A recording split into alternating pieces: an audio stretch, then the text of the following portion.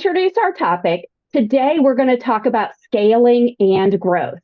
When companies grow, they are increasing their revenue as fast as they're adding resources to help fuel growth. When companies scale, on the other hand, they're adding revenue at a faster rate than their increasing cost structures. So the company's gains outpace its losses, allowing it to not only grow, but also to scale. Although there's a plethora of advice now being given about how to grow and scale your fledgling startup, there's a dirty little secret out there. Once you've achieved rapid growth, the hard work really begins. Scaling is actually really, really hard. Scaling a business means setting the stage to enable and support growth in your business. It means having the ability to grow without being hampered.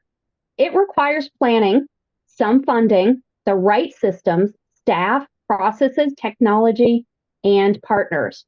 So as you launch your business, you should already be thinking about a strategy for scaling your company, not just growing your business. If you simply continue trying to increase your revenue by adding more resources with a corresponding equal increase in cost, your growth is likely to stagnate. You'll get to a point where you realize the effort to grow simply isn't worth the financial gain. What you need instead is a strategy for scaling in business that focuses on increasing revenue while also increasing efficiency. Scalability is about capacity and capability. Does your business have the capacity to scale? Will your business systems, infrastructure, and team be able to accommodate true scale? To help ambitious entrepreneurs create realistic growth and scale targets and develop plans and concrete actions on how to grow and scale, please help me welcome these amazing experts, Amy Birks and Kasia Hein-Peters. We're so excited to have these experts here today. Just to give you a little background, Kasia Hein-Peters partners with life science entrepreneurs who want to launch their world-leading products, build strong brands, and scale up their companies. Using Kasia's proprietary DIVE framework, she helps sciencepreneurs develop a winning strategy and make a lasting difference in patients' lives. Kasia offers an AI-enabled strategy planning process which helps to develop innovations for 3 horizons: current business, near term, which is 3 to 5 years, and long term, which is 5 to 10 years. Combining online tools and live sessions makes the process 60% more efficient than your traditional strategic sessions and more accurate in predicting the future. We're so excited to have you here, Kasia. Thank you. I'm happy to be here. Thank you. And Amy Birks. Amy is a strategic growth advisor, helping conscious companies and impact-driven founders scale and grow by creating bespoke strategies that capitalize on their highest impact hidden growth opportunities.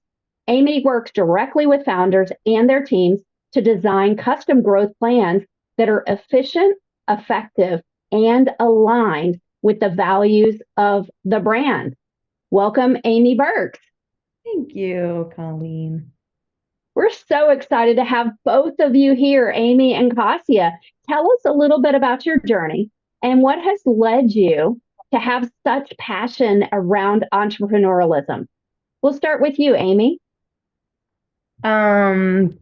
Great question. So my journey started with a stint in corporate for about 10 years. Prior to that, a whole bunch of other jobs doing lots of different types of things and really feeling like I had no idea where I fit in and was looking for a company to create the opportunity for me to feel like I belonged and had value.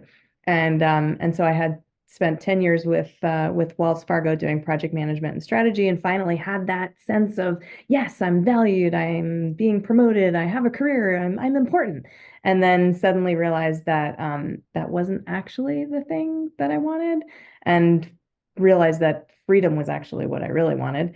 And so I started my my consulting business and coaching business 10 and a half years ago because again, I really wanted freedom and because I see potential everywhere and in everyone and in everything, and especially in entrepreneurs, especially in women entrepreneurs, especially in, you know, diverse populations that are building businesses, and that we are the folks that are really poised to save the world, to like fix all the world's ills. And I know that what I do can create exponential results and impact for the folks that I work with. And so I just want to be able to do more of that because I know that it means that the world is going to do better because these organizations and companies are going to do better. So yeah, does that answer your question? Absolutely, Amy. I absolutely love your background. So you have a very different background coming from the corporate side and then working with businesses because you've seen it from the other side. Kasia, you have a completely different experience. So help us understand a little bit about your journey, what's led you to your passion for entrepreneurship. Yes, I think there's some similarities between Amy and me because I also had a corporate career before I became an entrepreneur. I had a very classical corporate career in big pharmaceutical and medical device companies. And I thought at that time that they are the drivers of innovation. And then in medicine, because I spent my entire career in pharmaceutical and medical devices. So I really saw them as drivers of innovation and therefore better patient outcomes and, longer lives and better lives for all of us. However, at some point, I think this picture was not so perfect. I kind of realized that big companies are very good at optimization, but when you really think about breakthrough new technologies and products, they are typically developed by startup companies. And at some point, I was also a little bit like Amy. I needed a little more freedom than a corporate world can offer. And with all this experience under my belt and some additional learning that I did, some additional accreditations, I decided that I need to help these breakthrough small startup companies to be more successful, because as we will discuss later, they are not really very successful. So I'm devoting now my time to making sure that these innovations reach patients at all and reach them faster than otherwise it would be possible. So, two very different stories, but both stories about passion for helping others. I absolutely love that. And both stories from seeing things and seeing ways that efficiency, ways that optimizing, ways that systems and processes can actually help businesses. So you both have practical experience as well as experience with coaching and working with entrepreneurs. So let's talk about those small businesses. The statistics are pretty rough out there. We've all heard the statistics about young startups. Right now, 1 out of 8 small businesses will fail. So how do you help your clients understand about de-risking? So how do you de-risk yourself as a small startup? Kasia, we'll start with you on this one. Yes. So I think it's a very good question because the startup founders very frequently do not have the full knowledge of the entire innovation process, from ideation, selection, development of the new innovative product, and finally commercialization. What I find in my field, that very frequently they are very accomplished scientists who know how to develop new biomedical products or digital health products, but they may have never commercialized anything.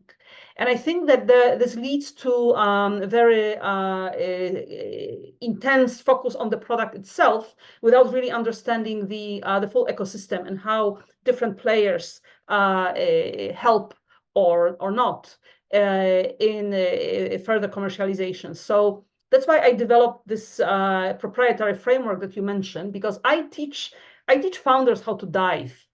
And DIVE stands for discovery, innovation, value, and execution. So I somehow help them to understand the market, which is the discovery part, and kind of validate what they think about customer needs, unmet needs, things like that. Innovation, which is how to develop a truly unique product, looking at competitors not only now, but in the future. Value is really the marketing value and reaching the highest return on investment. It's about building the brand. And finally, execution is about executing internally, which is growing and scaling up, or externally, which is the go-to-market strategy. So this is really a systematic process. And I think that the fact that it's a systematic process with very specific goals for each of these dimensions makes sure that if they have any blind spots, they are somehow uncovered and addressed through this process. I love that. I'm a process and systems person. So the fact that part of the process helps businesses understand how to de-risk and areas where to de-risk. I love that. How about you, Amy? How do you de-risk or advise your startup clients to make sure that risk is not a big concern? How do they de-risk themselves? Yeah, well, I just want to acknowledge what Kasia said, because I'm a process and systems person too, especially when it relates to operational efficiency and how we, get more with less.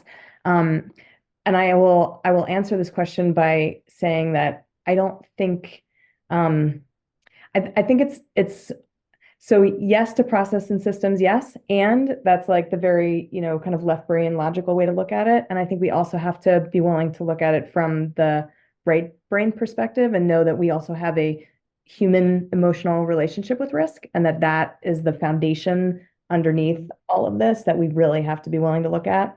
Because if we don't, like, we can have lots of processes and systems, and everything that Kasia pointed out all makes sense and is all, very, very like specific and really beneficial to have. But if we don't address what's underneath all of that, which is our humanity and how we relate to risk emotionally and, from an emotional intelligence perspective, then all of the processes and systems that we have don't really matter, because we're never going to be able to get out of our own way to implement them, execute them, and do them in a way that actually gets us traction. So I think really being willing to examine our, how we relate to risk, how we feel about it, and then getting gently curious about what we find in that self-examination, I think is like it's like table stakes. Like, we absolutely have to do that. And then I would say from there, having processes and systems in place, like Kasia mentioned, that weave simplicity into them is primo, because our humanity wants to make everything overcomplicated. And the more that we can simplify what we're doing and be curious, gently curious about why we might try to add 600 steps to a thing that only really requires 3, I think is also a dialogue worth having with ourselves, with our teams, with our advisors, whether you're a startup, fledgling startup, or, a Fortune 500 company doing, $100 billion in revenue, right? Like, I think that these are questions worth asking no matter what stage of business you're in. Thank you so much, Amy and Kasia. Both exactly what we wanted to know. Systems are absolutely important, but there's also the human element as well. So we as individuals, how we run our businesses, it really starts with our human side of it. So I absolutely love how both of you answered that and covered so much perfect information for businesses to know about. So let's talk a little bit about resources. So we know it takes a lot of resources to sustain constant business growth. Often when you're growing a business, you're adding cost at the same rate as your revenue is growing. What do you think are the most common mistakes that entrepreneurs make when they're growing their business? And what are the best ways to avoid those pitfalls? I know that's a huge question. And probably we could talk for hours on that. But Amy, what are your thoughts? What are the best ways that businesses can avoid those pitfalls? And what are those common mistakes that entrepreneurs make when it comes to growing their business? Yeah, I think there's 3 things that I see most often when it comes to scaling or getting in the way of scaling. And one of them I just mentioned, right, is our humanity wants to make everything really complex and complicated, especially when we're looking at the landscape of the marketplace, or, what our perceived competitors are doing, or what others in our industry are doing. And we think, oh my gosh, well, they're doing that, so I should be doing that too. Or look at how they grew, I'd better do it that way. Or I could do this. That's another one. Like, we've got the shoulds, but I think the coulds are also things that really get in our way, because we're like, well, it would make sense, right? I could do this, but it doesn't necessarily, fit our business model, or our interest, right? It may be like an activity or a tactic that doesn't even really feel good, but like we could do it, so we might as well. I think as women who are high achievers, which I think probably everybody in this room is, if you're a part of this community, we have a tendency to, to lean into those coulds especially. And the more that we add on, the more complicated and complex our business model becomes, and then the trickier it is to scale. So I think that that's one. I think, being in a position where we're not addressing our humanity again, and not being self-aware of like why we're making the decisions that we make puts us in a place where we're reactive instead of responsive. So if things are changing in the economy or things are changing in our market, or suddenly we lose a team member, or, oh my gosh, half of our clients just up and left out of nowhere and we weren't expecting that, revenue changes, whatever.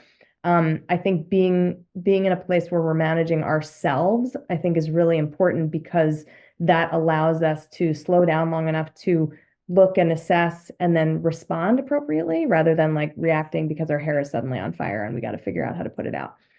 So I think, again, being like self-aware enough to slow down, respond, address issues when they come up, I think is another thing that gets in the way of scaling. And then I think the other thing is, so often, especially again, high achieving women, we're like, I'm just going to do the thing and I'm going to do a great job at it. And this is how it's going to go. And then we just are like off to the races. And then we're so close to the thing that we can't really see the blind spots or the opportunities that are like beyond 3 feet in front of our face, which is like we're in the weeds when we're in it.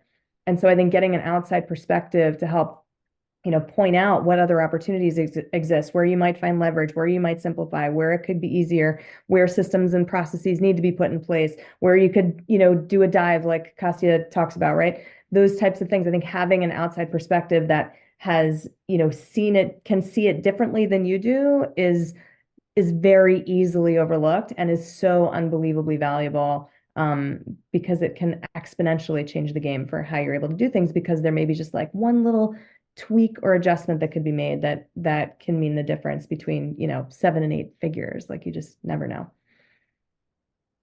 I love that. You gave us so much information in such a short period of time. I know I captured the human element, knowing how we tick underneath before we start even planning, watching those coulds, not just the shoulds, but also those coulds that are out there that are so tempting. I call those squirrels in my world. Watching our reactivity and knowing as new things come about, what drives us or what affects us. And then also being to by ourselves, not asking others for feedback, not asking others for input or for help sometimes. So I absolutely love that list. How about you, Kasia? What are some of the areas where you think entrepreneurs make mistakes, and what are the best ways to avoid those pitfalls? I agree with Amy. I think I actually wanted to mention a few that she already did, so I will not repeat. I will not repeat that.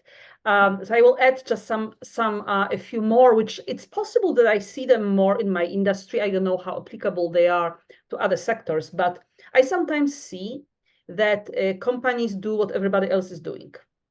And maybe this is this reactivity that a part of this reactivity that Amy mentioned. Oh, somebody is doing this, I need to do that as well. I think that's a mistake. I think we should be thinking about our own strategy, actually be very choiceful of what we do and not really follow others too blindly.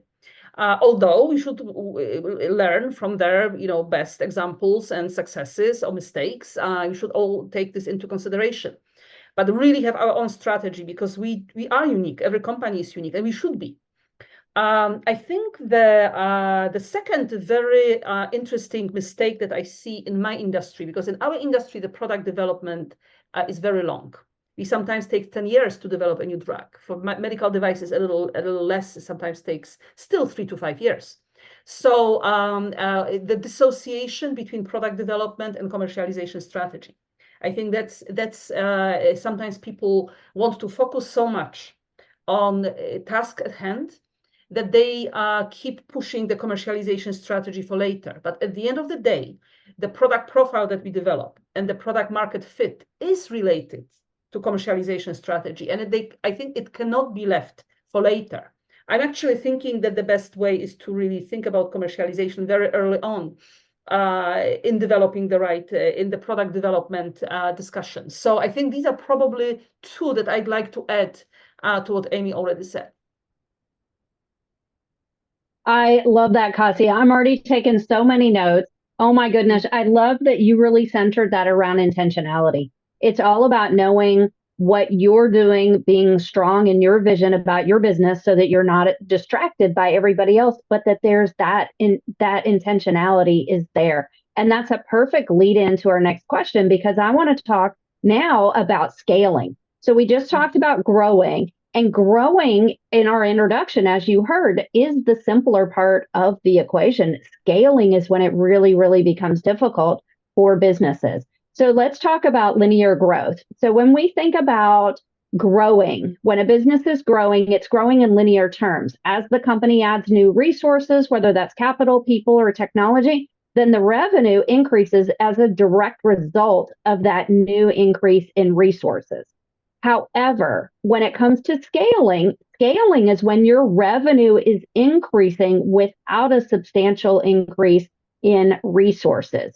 So processes that scale are those that can be done in a larger scale without extra effort. For example, I can send an email to 10 people, or I can send an email to 1,000,000 people. The process of sending the email is essentially the same. So when do you know it's time to invest in the people and the processes so that you can actually scale rather than grow your business? Kasia, we'll start with you on that one. Yes. So I like to look at this question through, I would call it capabilities building. So at some point, and I will explain what I mean by capabilities because I do not mean competencies. A company at some point reaches the stage when they actually realize that instead of sending email to 10 people, they have to send an email to 1,000,000 people. And this realization comes with the fact that, they may be growing at a steady pace, but they are not really reaching the goals that they laid out in front of investors. They are not really becoming a truly global or national brand. And they have to really scale up things in order to improve. So they should look at the capabilities. And the capability includes a competency. So do we have people who are competent to do things that we have to do?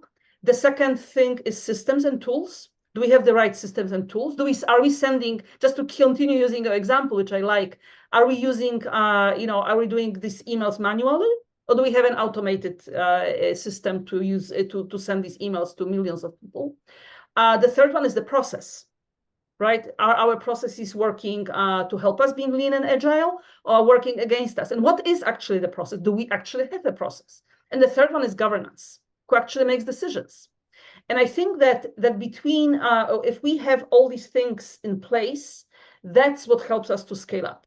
Because otherwise we are, really creating a bit of a chaos, trying to do many things too manually or using technologies at a bit, ad hoc manner because somebody likes this and somebody else likes that. Then we end up with a bit of a chaos inside a company instead of scaling up. So that's my 3 cents. And there are probably many other things that we could say about it, but I know that other questions are coming. So I think we'll get a bit deeper into some of these as well. Absolutely. Thank you so much for that, Kasia. I absolutely love the definition between capabilities and capacity. And you gave some very practical information in that response.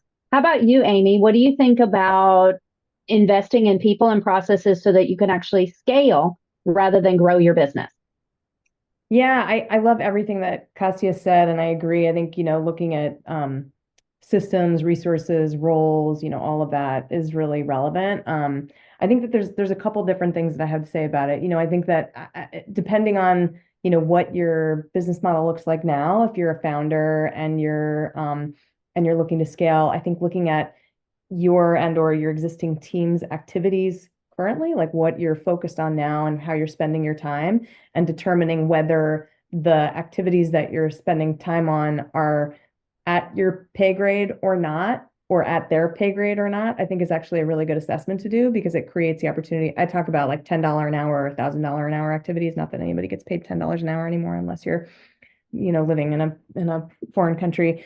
But I think there's something to be said for being willing to look at and say, okay, am I putting my energy, or is this team member in this role putting their energy towards activities that are going to get, both the most, return on our investment and are utilizing their skills, their highest skills, for them in their highest good, for the good of the company, for them and the good of the company. So, for founders, this might be, like being too mired in administrative tasks, or like executing marketing strategies, or, things like that, where they're not a subject matter expert, but they're just doing it because they can, or because they feel like they should.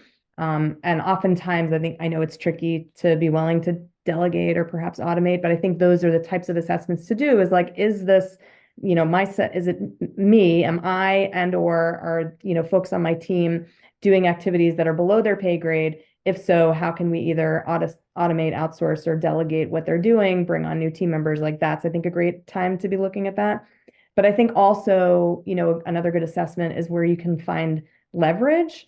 And so leverage, looks like partnerships. It looks like optimizing internal processes, operations, strategies, so that they work better and you get more bang for your buck. It looks like, again, I mentioned partnerships, like finding folks that have an audience, and instead of you trying to scale by, going and finding 100,000 individual people to bring into your community, now you're going to one community that already has that and creating some sort of partnership with them to get the eyeballs on your products that way. So I think if you, like looking in your network and determining like, okay, well, where do we have some leveraged opportunities? I also like looking at optimizing things like referrals, retention strategies, renewals on products, things like that. I think are another great way to look for scalability, and especially with like internal structures and people and resources. Like sometimes it's right there and you just can't really see it. And again, I'll go back to my, my point from one of the last questions, which is sometimes you just need an outside perspective to be able to help you see that those things exist, because, we're too close to it and our reticular activator can't see it. You are so right. Oh my gosh, so much great information I took from that leverage. And again, intentionality. I'm hearing some common themes here. And thank you both for sharing some real clear examples of actually ways that you can scale through your people and through your processes. So let's talk a little bit more about scaling, but let's add a different aspect of it. How about from the financial part of it? So when you think about scaling, again, we talked about scaling is increasing revenue without having to increase cost at the same rate. Well, adding customers and revenue exponentially, costs should only increase incrementally, if at all. So financially, how do you know when you're ready to move from a growth phase, which is those two working in tandem, to actually a scaling phase where your revenue is growing faster than your costs? I'll start with you, Amy, on this one. Yeah.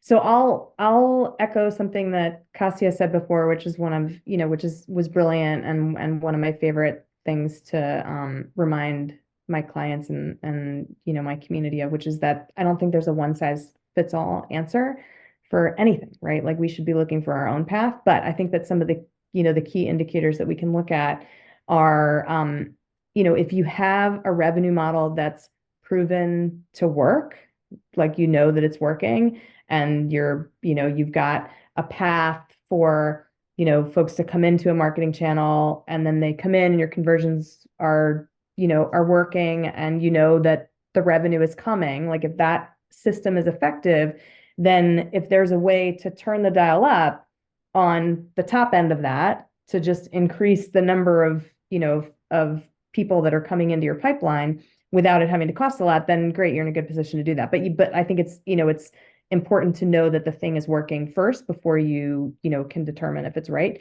But I think the other thing aside from that is, if you, again, coming back to leverage, if you can see an opportunity where you can find a leveraged path where you've got like a key partnership, you've got some sort of joint venture, you've got folks in your network that can help create some of those connections. Like I think we overlook some of these more simple, easy strategies because we're trying to just make it really hard. Like I was talking to a founder yesterday who's like, I could do this and I could do this and I'm like, this would work really well. And like, maybe I should learn the RFP process because that would be really smart to do. And I'm like, yes, you could do all that.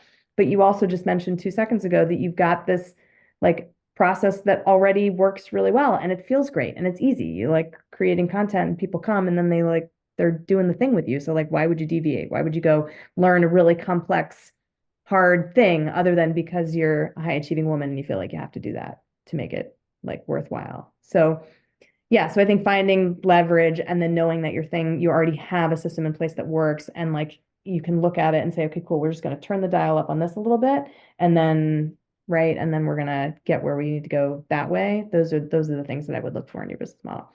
Thank you for the laughs, Ala. Absolutely. I love that. I think you're speaking to every one of us in this room with that response. How about you, Kasia? How do you know financially when you're ready to move to scaling rather than growing your business?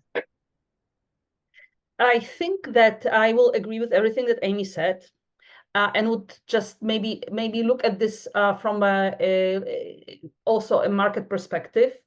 For example, especially that I work a lot with new technologies, we always have these early adopters who we are very happy to get first customers. And then we are very happy when the number grows. But the real growth and scalability is when we start what is sometimes called closing the chasm between the early adopters and early majority. I would say that the company is ready for scale up if they start selling to early majority and not only early adopters. Because it's very dangerous just to stay within early adopters and believe that we've already captured a certain percentage of the market. Yes, we did. But we are only selling to people who are so fascinated with new technologies that they are easily adopting everything, every new shiny object that comes to the market. We have to start selling to early majority. And that at that moment, we know that we are really having a market traction. And that's what we should be scaling up. I love that. So again, going back to processes and systems, there are very calculated ways to determine when you're ready to start scaling up. So I love that. Being able to sell to early majority rather than those early adopters. Amy, you clarified some great points as well. When you have the assets, then you can scale. If you have the people, you have the processes, and you have everything already in place, you're in a position, and having those systems in place is really, really valuable. Amy, you also mentioned something that seems to get in the way from some at points, and that's ourselves and getting in our own heads. This question is particularly about ego, and it talks about how many successful entrepreneurs have noted that the key to success is meeting problems with solutions, not with their ego. So sometimes there's mistakes that happen, and mistakes are inevitable, but it's about learning and correcting your mistakes. So how do you pick yourself up from a misstep, especially an expensive one, and focus on the learning, not the failure? And sometimes even we as women, it's not necessarily about ego, it's about confidence. So Kasia, I'm going to ask you to answer this one first. Thank you. And I'd like to start with kind of the front end of that, meaning how do we actually avoid mistakes in the first place? And I think that there's enough data showing that inclusive leadership style, asking people what they think before we actually make a decision, asking people for ideas, and not just people that we typically work with, like our management team, but also employees who are in some other geographies, also our advisors, also some customers, to have as diverse group included into solving the problem at the front end as possible. It's done through inclusive leadership. Now, if we make a mistake, and we will, irrespective of our best inclusive leadership, I think having a culture that is focused on the growth mindset, kind of reframing a mistake as a learning is very helpful.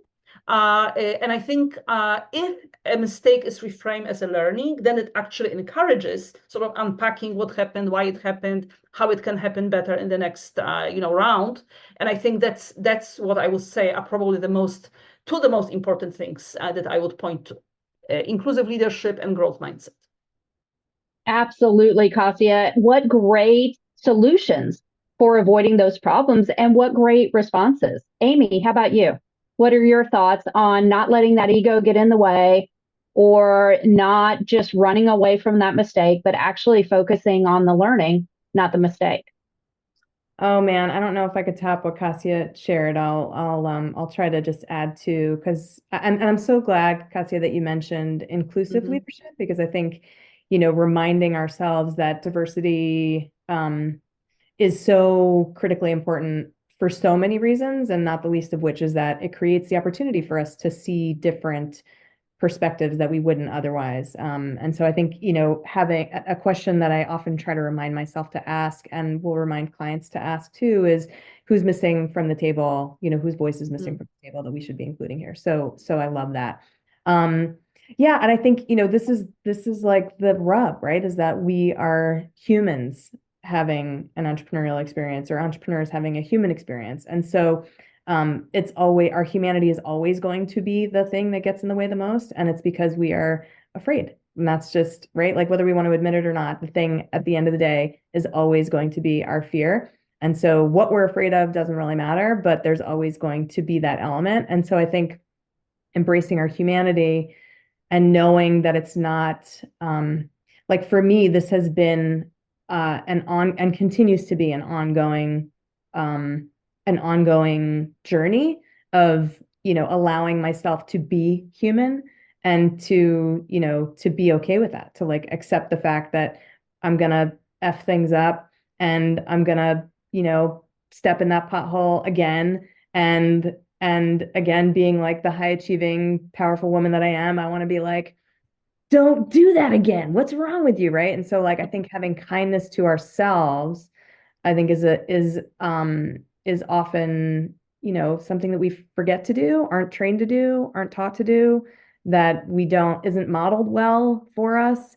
So I think being kind to ourselves, embracing our humanity, knowing that it's, no matter how spiritually ascendant we might get, it's always going to be with us, and that the more that we can accept and work with it and see our, perceived mistakes, or, errors or whatever as opportunities, like Kasia said, I think the better we're going to do, because it creates the potential for us to increase our self-awareness and ultimately grow. It's just, and like, if there's nothing else that you take away from today, like, go, like work on your self-awareness, your emotional intelligence, and like getting out of our own way, because everything gets easier from there.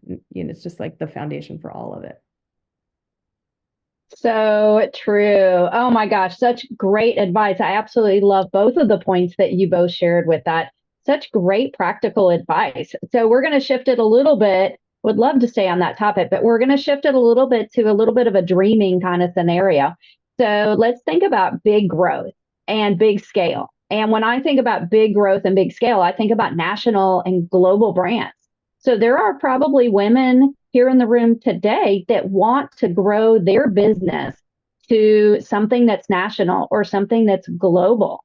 So help motivate those women. What advice do you have for entrepreneurs who want to grow their business to that huge, large scale?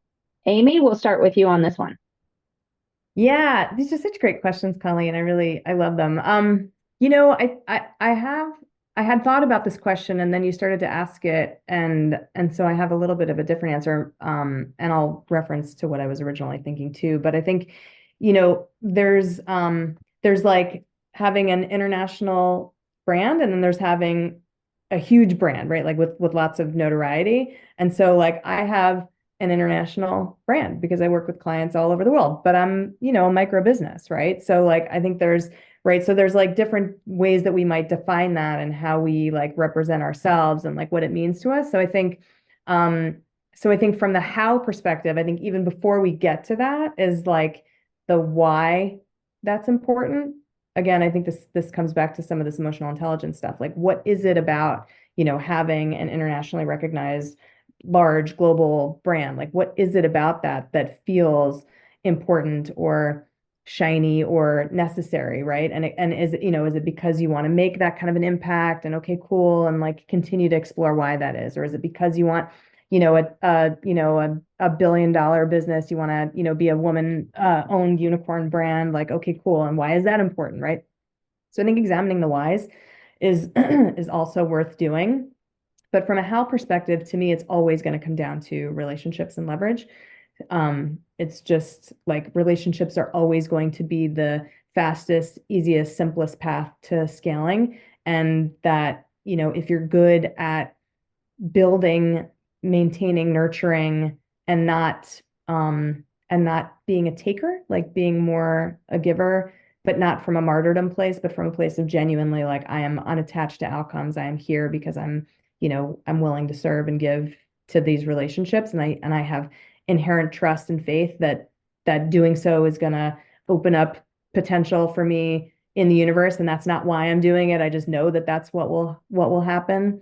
I think that, from a very like esoteric perspective, but also very practical perspective is the way to do it. Like relationships are the key. And if you want to be able to scale quickly, like that's the thing. Like my business partner is building something on the side that I mentioned at the Dallas retreat that's going to likely be worth, could be several $1 billion from the day that the thing is incepted, like from the moment that it launches. And that is strictly because of relationships, 100%. So just know that that's possible. Wow. Great advice. All right, Kasia, how about you? What advice or motivation can you give these amazing women leaders that are in the room today that want to grow huge nationally, globally? I'd like to hear that. I think that the global brands are always tempting, and I think we should really think big. I think that's the first step, but we should act prudently. And what I mean by that is the mistake might be to overstretch ourselves and, for example, try to extend into too many markets at the same time. Sometimes it's much more prudent to try your brand in one international market first, and maybe the one that's the most similar to your main market, right? And for example, in healthcare, it may mean that there are similar unmet healthcare needs. There may be similar set of competitors. So you know that your business strategy somehow will work in those other markets as well. Now, if you go to a market which is completely different, it does require kind of rewriting your value proposition, rediscovering the unmet need. That's always a little bit more complicated. So try to go to similar markets first, and then once you grow there, you are basically acquiring resources to then start going to markets that maybe you are less familiar with. So I would say that's one. And the second one that I like to say is always worked for me, and I really, really think that it's a key. Surround yourself with people who know more than you. It does include growing international business. Surround yourself with people who know countries that you want to go to, right? Hire these diverse workforce who lived there, who worked there, who are from those markets. And also from all other perspectives. If you do not have sufficient international experience, hire someone who has. So I think that's really trying to also addressing our own egos. We don't have to make, we are not here to make all the best decisions. We are not here to have all the best ideas. There are many, many other people who we can surround ourselves with that will have much better ideas than us, and maybe some skills that we don't, and will help us to implement our big global brands. Again, great information. Both of you shared very practical information. I know, Amy, you said it was about mindset and about relationships. Every one of us here in the room, that is something that we have access to. We can help create that. We can help maximize that skill. And Kasia, about thinking big, but acting prudently. What sage advice. And then surrounding yourself with others that know more than you do and have been where you're wanting to go. Such great advice. All right, last question, and then we're going to open it up for a short Q&A because we are almost out of time. So we have actually done such a great job with this. If you have other questions you want to ask these amazing leaders, please drop them in the chat. We're going to have this one last question, and then we're going to open it up to a very short Q&A. So Kasia, I'm going to start with you on this one. What is the best leadership advice that you have ever received? I was thinking about this question. It was not an easy one because I work with very good leaders who are giving me a lot of nice advices, but the foundation was probably the Stephen Covey's The 6 or 7 Habits of Highly Successful People. I never remember if it's 6 or 7, but I was happy to work for a company very early on in my career who made his book a mandatory program for all leaders. So we were basically trained on that, and and I found it incredibly insightful. So I think that all in all 7 habits. I specifically like the being proactive, which is again coming back to what we are talking about, being intentional, putting first things first, which is really prioritization, and seeking first to understand and then to be understood, which is basically talk with people first and then decide what to do. Right? And all others are also very, very helpful. And I think that was really the foundation for my leadership skills. I grew from that particular book and training program.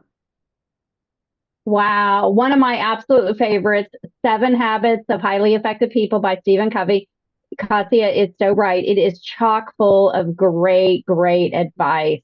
I love knowing that is still some of the best leadership advice you've received. How about you, Amy? Such a tough question. I'm so excited for your response. Yeah, it's a really hard question because I'm not one that can just say one thing. So I have 3, and then I can have like, a dozen more, but I narrowed it down to 3. My best friend, I have one from each of, I have 2 best friends. One, and they're both leadership coaches and wonderful, brilliant humans. So my best friend Kelly, always, often, like daily says, who you are being, above all else, who you are being determines your result. And I think that's just a wonderful reminder again about our humanity. So who you're being above all else determines your result. So reminding us to, look inward if we want to affect the outward. And then my other best friend, another brilliant leadership coach, always reminds me that slow is smooth and smooth is fast. And so slowing down to be able to be responsive is a really good one. So slow is smooth and smooth is fast. And then my favorite is an African proverb that if you want to go fast, go alone. And if you want to go far, go together. So to Kasia's point too, right? I think there's great benefit to being willing to not be the smartest person in the room, to, embracing our humanity and our diversity and and all the reap the benefits that come with that. Oh my goodness. 3 nuggets of great advice in that one question. So she talked about who we are actually being is who we are. So the actions that we do actually defines who we are. Slow down to actually accomplish more. And I love the quote about if you want to go far, go by yourself. If you want to go fast, go by yourself. If you want to go far, go together. I absolutely love that. What great information. All right. A big thank you to Amy Birks and Kasia Hein-Peters for their advice, all the information they shared today. What a great session.